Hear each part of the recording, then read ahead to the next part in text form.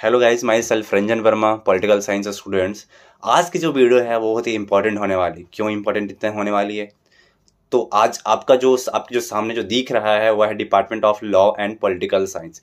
अब इसके बारे में क्या आज हम लोग शुरू करने वाले हैं? आज शुरू करने वाले हैं यहाँ का कट ऑफ के बारे में, क्योंकि आप लोगों का इतना अच्छा प्यार जो मिला है तो इसके लिए मुझे लेकर के आना पड़ रहा है एक स्पेशल कट ऑफ के लिए वीडियो लॉ और पॉलिटिकल साइंस। क्योंकि आप लोग का इतना क्वेश्चन है जो एक तरह से मैंने सॉल्व तो करा ही है। कमेंट में बहुत सारा आपका, चाहे वह इंस्टा या व्हाट्सएप पे आपका जितना भी मैसेज आया, मैंने हर एक का रिप्लाई किया है।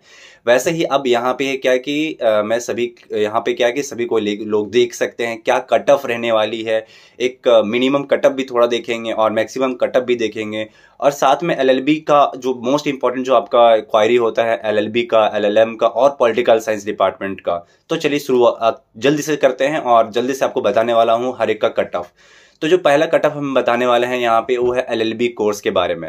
एलएलबी कोर्स जो एक डिपार्टमेंट ऑफ लॉ के अंदर में आती है, जो सेंट्रल यूनिवर्सिटी ऑफ हरियाणा के अंदर में आती है। इसका जो मैं कट ऑफ अगर देखूं, क्योंकि प्रीवियस ईयर का जो कट ऑफ देखूं और अभी का जो कट ऑफ अगर मैं एक प्रिडिक्ट करके अगर मैं देखूं, तो प्रीवियस ईयर का जो जनरल का कट ऑफ गई हुई थी वो 179 गई हुई थी। कितना? 179। तो अगर आपके आसपास में है तो आपके लिए सेफ जोन है। अगर इसका डाउन में देखूं, मतलब सबसे मिनिमम कितना जा सकता है? अगर 179 है तो एटलीस्ट जहां तक मुझे लग रहा है ऐसा 155 तक मुझे लगता है डाउन तो कट ऑफ जाना ही चाहिए। ईडब्ल्यूएस की बात करूँ तो 165 है। ओबीसी का है 140 है। अगर तो सबसे लोवेस्ट अगर जाएगा भी तो 100 जाएगा। अगर ओपन काउंसलिंग होगा तो उससे भी नीचे चला जाएगा। तो ये थोड़ा देखने की बात है। ऐसे कैटेगरी जो है 120 के आसपास है, और 90 जो है वह एसटी कैटेगरी वैसे भी थोड़ा सा कम उसका सीट होता है, तो जो उसका कट ऑफ होती है वो भी थोड़ा सा लो जा रही है इसमें। क्योंकि मैं दूसरा भी डिपार्टमेंट देखूँ तो सेम यही हाल वहाँ पे भी है। एलएलएम कोर्स की अगर देखूँ तो जनरल की कट ऑफ कितना जा रही है? 230, ईडब्ल्यूएस की 230 और ओबीसी की 192 और एससी की 150 और एसटी की 140। तो अगर इसके आसपास है, अगर आप क्वेश्चन पूछोगे कि भैया कि अगर मेरा जनरल का कट ऑफ 200 है तो क्या मेरा हो सकता है? हाँ, हो सकता है, इसमें कोई दो राय नहीं है। अगर आपका 180 भी है एलएलएम कोर्स में तो आपका ज़्यादा चांसेस है, चाहे वह और अगर कहीं ऑनलाइन लिस्ट में अगर नाम नहीं आती है तो आप ओपन काउंसलिंग में आप जरूर आइए। हो सकता है आपका एडमिशन वहाँ हो जाएगा, क्योंकि ओपन काउंसलिंग में होता है क्या कि बहुत सारे बच्चे नहीं आते हैं, जिसके कारण जो कट ऑफ होती है और भी नीचे गिर जाती है। तो थोड़ा सा आप लोग से मैं रिक्वेस्ट करूंगा कि आप ओपन काउंसलिंग में जरूर आए अगर आपका कट ऑफ कम है तो। एसटी कैटेगरी का तो अभी 140, इससे और नीचे जा सकता है। 140 से नीचे 100 तक भी जा सकती है, 90 भी तक जा सकती है अगर स्टूडेंट्स नहीं अगर लेते हैं एडमिशन तो। दूसरी अगर हम बात करें पॉलिटिकल साइंस का, जो आप लोग ने बहुत ज़्यादा क्वेश्चन पूछा है, तो मैं इसके ऊपर में भी बात करूं। एक्चुअली मैं खुद पॉलिटिकल साइंस स्टूडेंट है तो मैं एक अच्छे से और भी आपको ओवरव्यू दे सकता हूं। अगर कट ऑफ देखूं आउट ऑफ 400 का, तो जनरल का पिछला बार जो हाईएस्ट गया था 240 गया था और जो लोवेस्ट गया था 165 गया था। हो सकता है इस बार जो कट ऑफ है वो 165 से प्लस होकर के 120 तक भी पहुंच सकती है।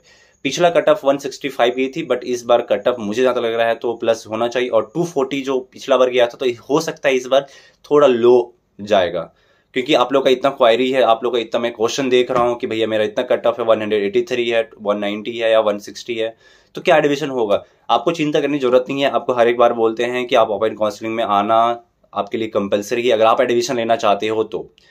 ओबीसी का क्या है कि 150 से लेकर के 192 तक ये ओबीसी का कट ऑफ हो सकता है और नीचे भी गिर जाएगी अगर कहीं आप लोग ओपन काउंसलिंग में बहुत कम स्टूडेंट्स आते हैं। अगर 110 120 के स्टूडेंट्स अगर आते हो सकते हैं वो एडमिशन ले लें, तो इस चीज़ को बार ध्यान देना है। फिर एसटी कैटेगरी का और एससी जो कैटेगरी है, एससी कैटेगरी जो 120 से लेकर के 150 तक है, और जो एसटी कैटेगरी जो है वह 90 से लेकर के 140 के आसपास है। तो आपको थोड़ा ध्यान देना पड़ेगा। मैं आपको बार बार रिपीट कर रहा हूँ कि ओपन काउंसलिंग में आप जरूर आइए। बात करें हॉस्टल का, हॉस्टल तो अभी दूर की बात है, पहले आप तो यहाँ पे एडमिशन तो ले लो, क्योंकि हो सकता है कि बाद में आपको हॉस्टल मिल जाए। बट मोस्ट प्रोबेबली अगर आप ओपन काउंसलिंग में आते हैं तो मुझे लगता है 50% चांस है कि आपको मिल जाएगा हॉस्टल, बट 50% चांस नहीं है कि हमारे भी बहुत सारे दोस्त हैं जो उनको बाहर में रहना भी पड़ रहा है, क्योंकि वो ओपन काउंसलिंग में आए थे। तो आप समझ सकते हैं, और आपने अगर मेरा हॉस्टल ब्लॉग भी देखा होगा तो आप और भी अच्छे से समझ सकते हैं। अगर वैसा कोई क्वेश्चन है तो आप कमेंट करो, कमेंट बॉक्स तो इतना खाली पड़ा हुआ है यार, करो।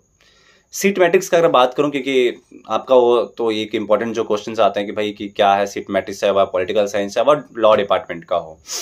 अगर बात करें 2023-24 का, तो एमए पॉलिटिकल साइंस में इस बार 45 होने वाला है, क्योंकि पिछला बार अगर हम देखें तो आई थिंक 40 के आसपास था मैट्रिक, बट इस बार थोड़ा बढ़ गया 5 सीट, बढ़िया बात है। एलएलबी जो है वह 60 है, 60 इस बार लेने वाला है, और 30 सीट्स किसके लिए, एलएलएम के लिए है।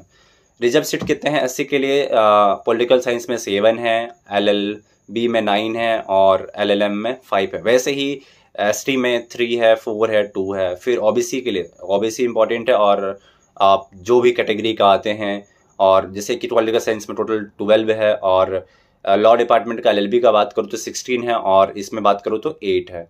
फिर है अनरिजर्व जो कैटेगरी जो जनरल के लिए है वो 19 है। पॉलिटिकल साइंस एक अच्छी बात है, सबसे ज़्यादा इसमें तो रहेगी, ऑफकोर्स ही तो रहेगी।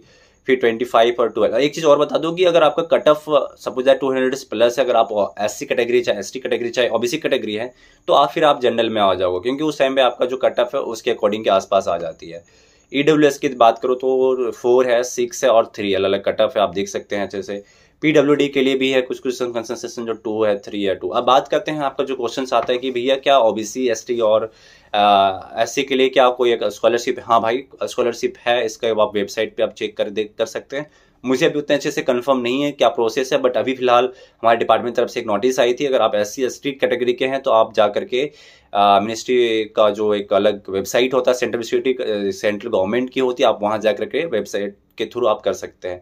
फिलहाल पिछला बार भी ओबीसी का आया हुआ था, उस टाइम मैं फिल नहीं कर पाया, तो मैं आपको एग्जैक्ट नहीं बता सकता हूँ।